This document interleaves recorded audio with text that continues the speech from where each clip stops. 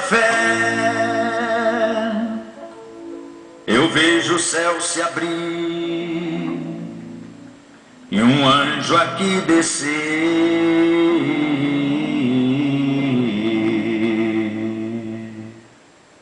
trazendo em suas mãos a unção para te encher.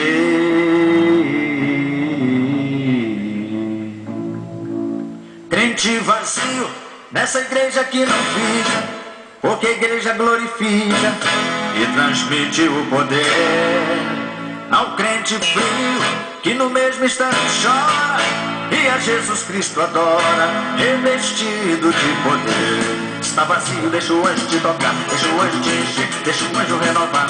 Se está vazio, abre o coração agora, desce o anjo lá da glória em nome de Jeová. Se está vazio, deixa o anjo te tocar, deixa o anjo te encher, deixa o anjo renovar. Se está vazio, abre o coração agora, desce o anjo lá da glória em nome de Jeová. Eu vejo o céu se abrir e o anjo aqui descer, está passando bem pertinho de você. Irmão, dai glória, irmão, que o fogo pega dentro da congregação.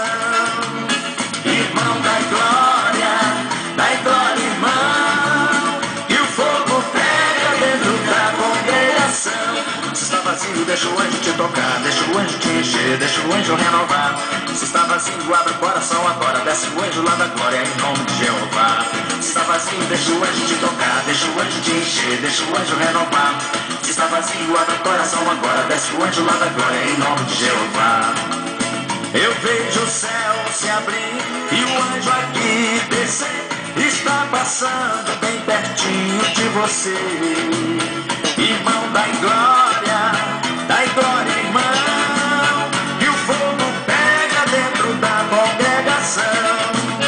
Irmão, dai glória, irmão, que o fogo pega dentro da congregação. Se está vazio, deixa o anjo te tocar, deixa o anjo te encher, deixa o anjo renovar.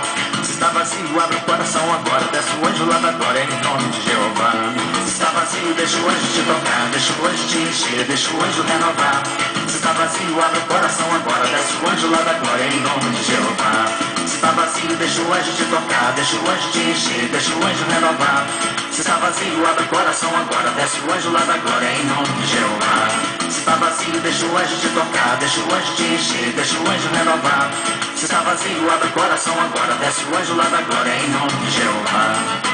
Olha como sobe, como desce anjo nesse lugar, irmão.